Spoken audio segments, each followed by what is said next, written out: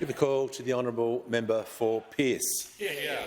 Thank you, Mr Speaker. My question is to the Minister for Education. How will an Aboriginal and Torres Strait Islander voice help ensure that no Indigenous Australian students are left behind? Call to the Minister for Education. Thanks very much, Mr Speaker, and can I thank my friend, the fantastic member for Pearce, for her question. Australia is the best country in the world, and there's lots of reasons for that, but one of the reasons is because we look out for each other. Think about when there's a bushfire or when there's a flood. We get together and we help each other out. Mateship isn't some kind of made-up national myth. It's what we do, and it's who we are. We don't leave our mates behind. But there are a group of Australians who are behind. If you're a young Indigenous person today, you're less likely to go to preschool. You're more likely to fall behind at primary school. You're more likely to drop out of high school.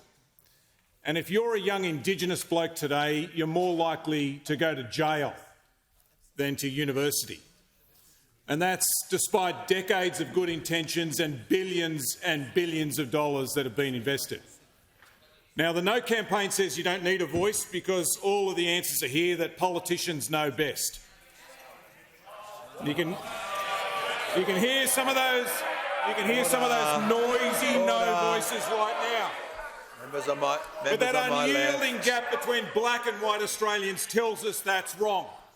And if we want things to change, then we have to do more than just change what we do.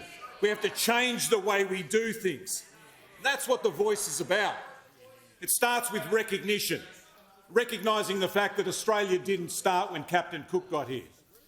And it's about listening. This is an advisory committee. When you listen to people, you get better results, you get a better use of taxpayers' money. I said a moment ago that if you're a young Indigenous bloke, you're more likely to go to jail than uni.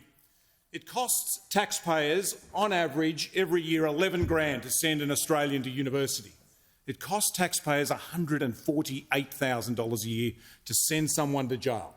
$11,000 versus $148,000. $11,000 a year to set someone up for life, $148,000 a year to lock you up for life. And if you're a young person in the juvenile justice system, it's more like $1 million a year. Now, what if better policies, informed by listening to people who know what they're talking about, helped more young Indigenous people to finish school and go on to university rather than to jail? That's what we mean when we say better results and a better use of taxpayers' money. And isn't that what we all want?